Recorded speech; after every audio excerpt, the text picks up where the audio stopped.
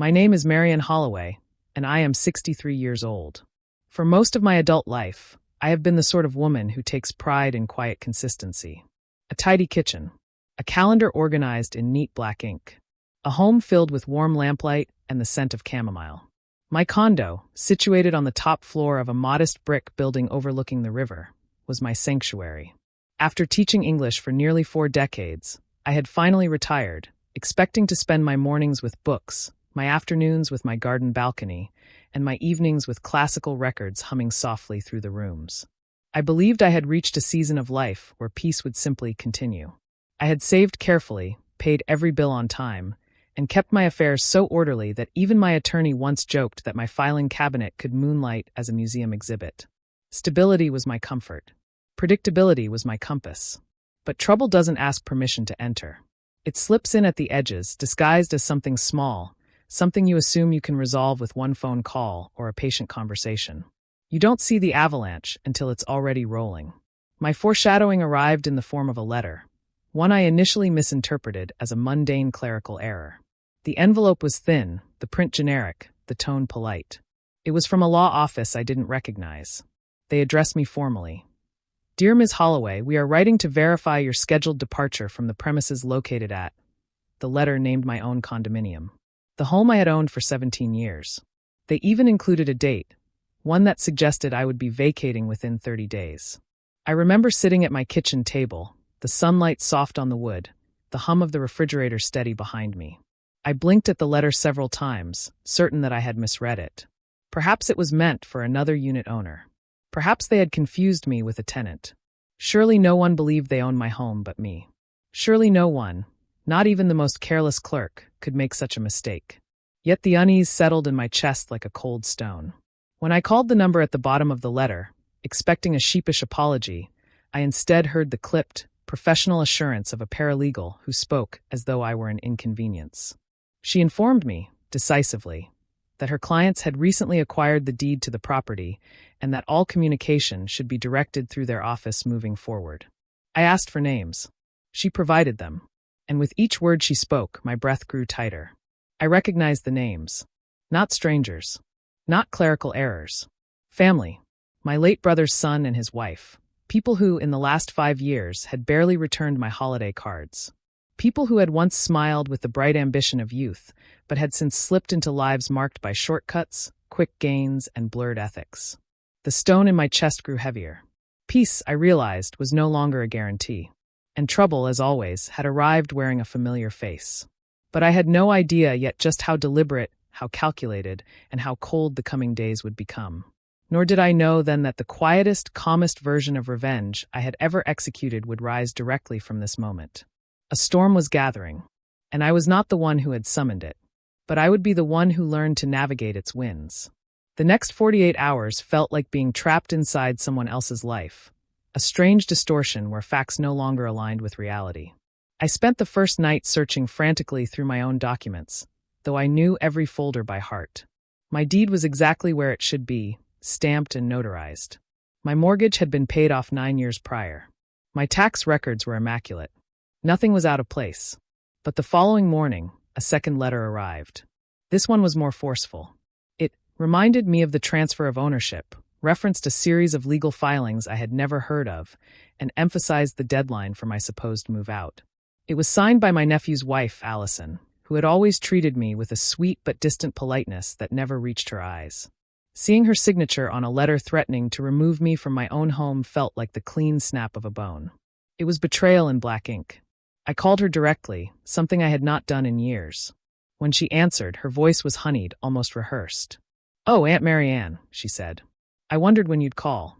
I asked calmly why she believed she owned my condo. Her tone didn't change. "We purchased the property through a probate transfer. It was part of your brother's holdings." "My brother had no claim to my condo," I replied. "Well," she said lightly, "the paperwork says otherwise." The chilling part wasn't her words.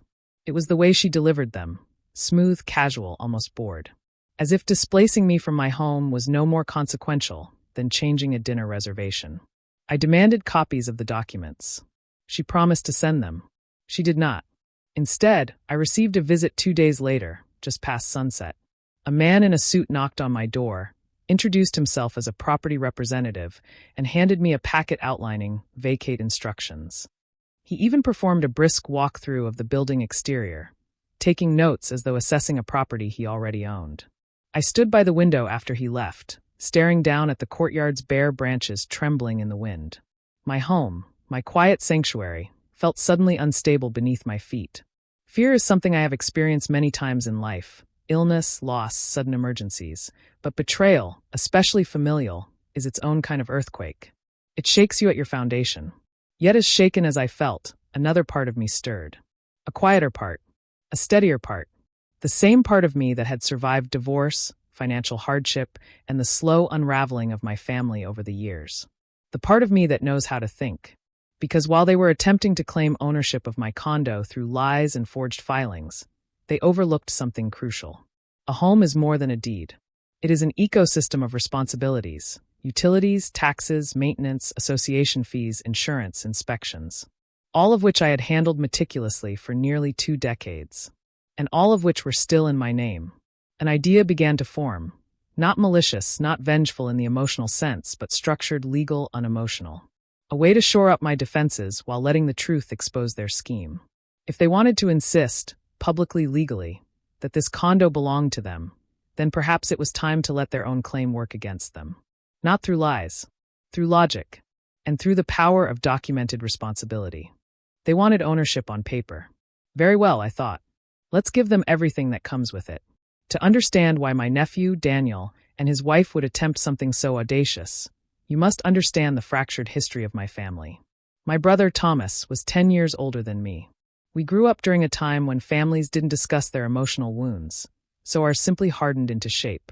He was brilliant, truly brilliant, but he carried a hunger for validation that was never satisfied. Every success he had was immediately replaced by the expectation of a larger one. Every failure became someone else's fault. We loved each other as siblings do, but our paths were different. I became a teacher, content with the steady work of shaping young minds. He became a businessman, always reaching for the next opportunity, sometimes ethically, sometimes not. His marriage was unstable. His finances were precarious.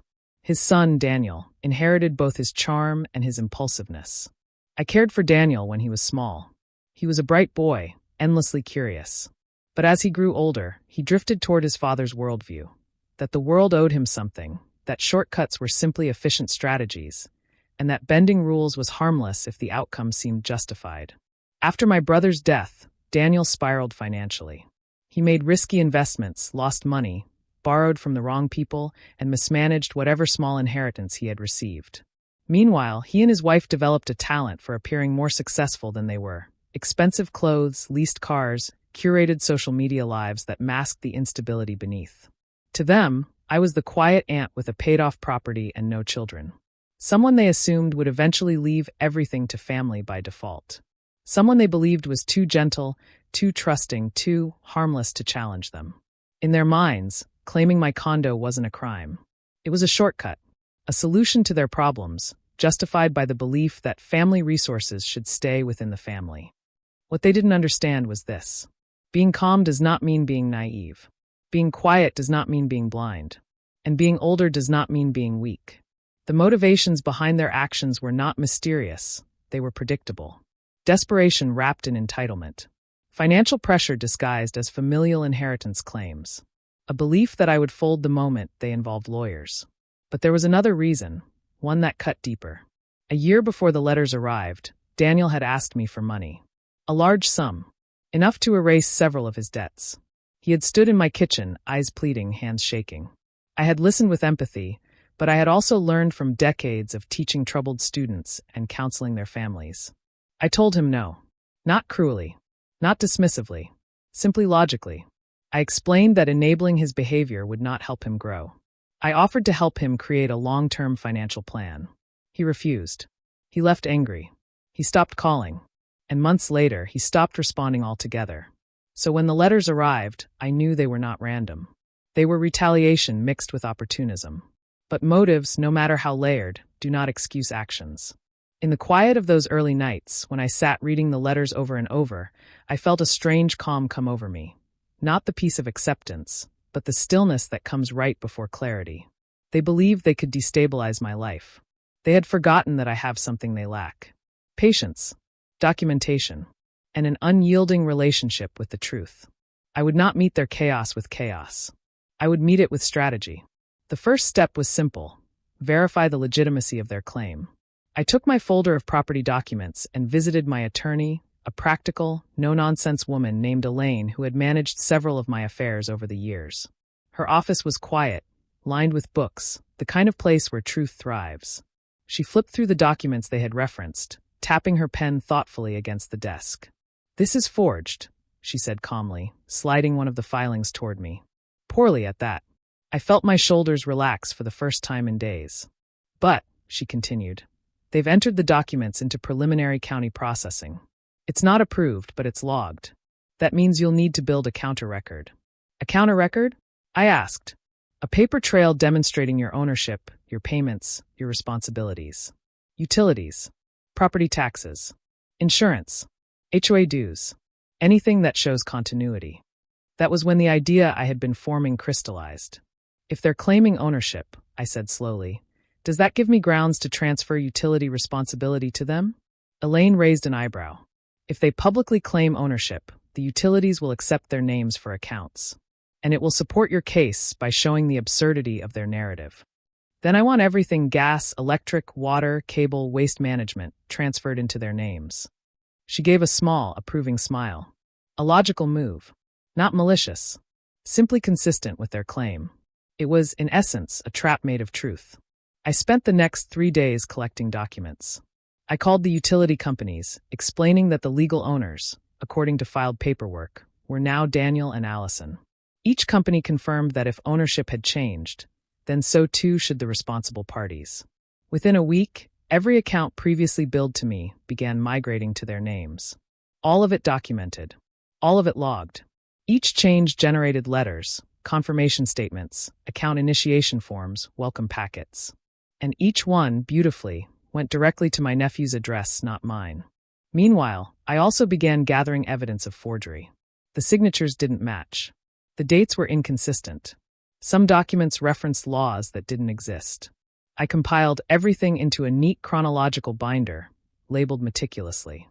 As I worked, a quiet strength settled in me. Not anger. No, anger clouds judgment.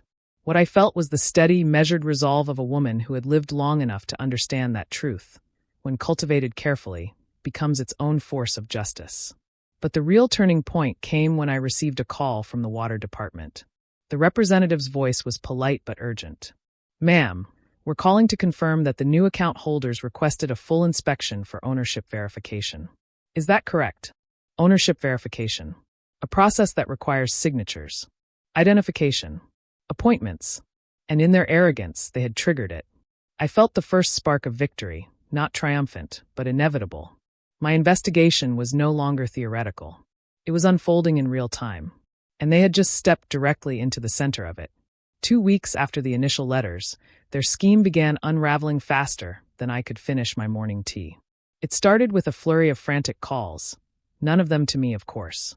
They called utility companies, the homeowners association, even the waste service. They contested account changes, arguing loudly that they never agreed to any of it. But the companies all had the same response. "Your ownership documents indicate responsibility. You filed these forms. Your signatures are on record."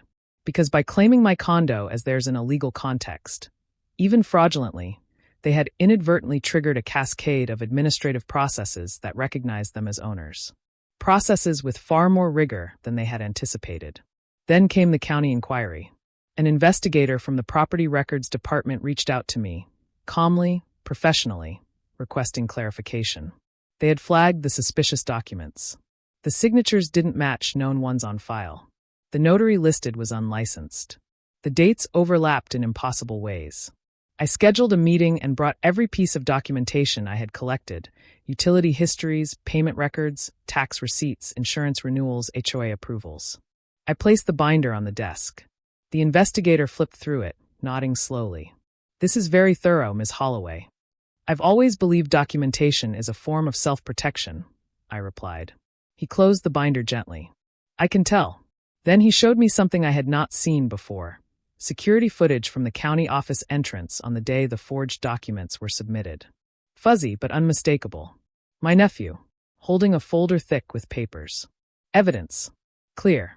Undeniable. My breath caught. Not because I doubted his involvement, but because seeing it, the physical act, the deliberate behavior, solidified the truth in a way no letter had. He had made a choice. A calculated one. And choices, once made, bear consequences. But the moment the truth crystallized came later, when I received a message from my HOA president, a level-headed man named Harold.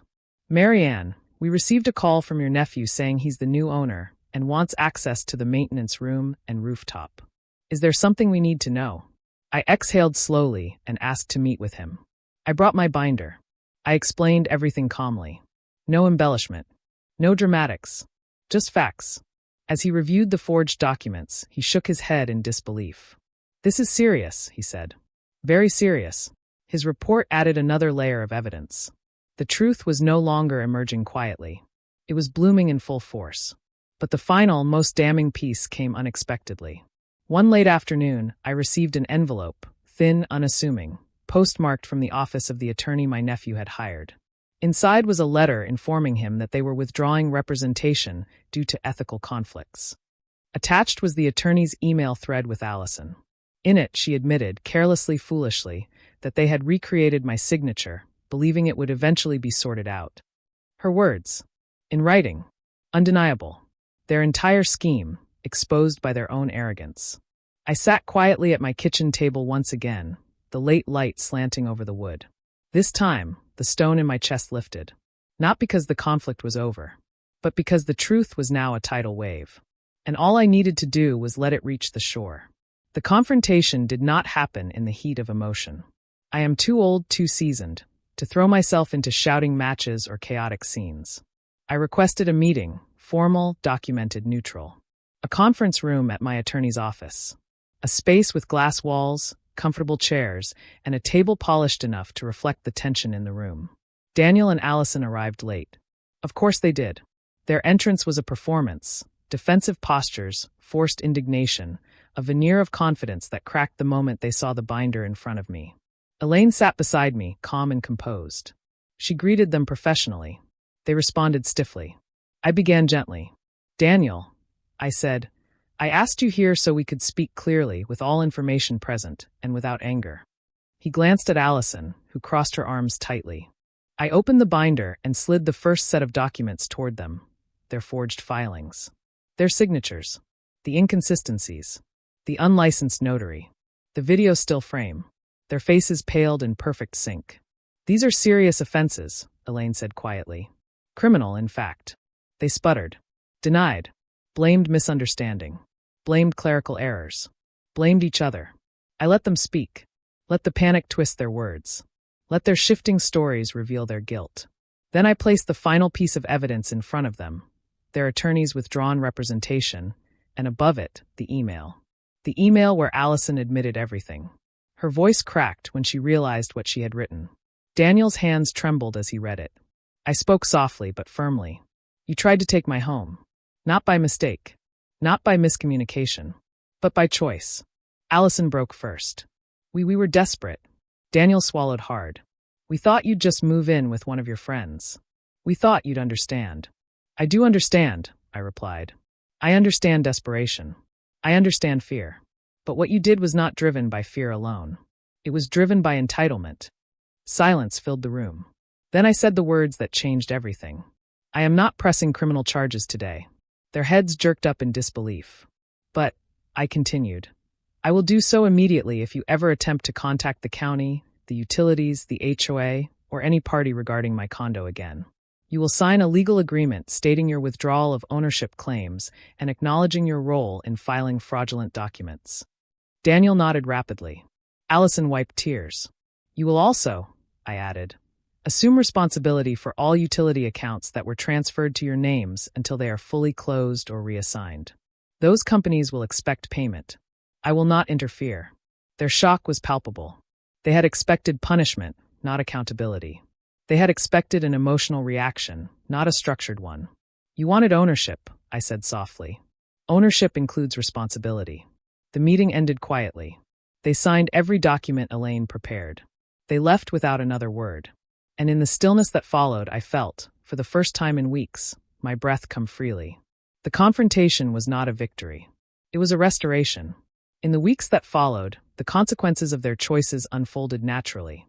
No intervention from me, no vindictive behavior, just the administrative and financial systems responding to the records they had created.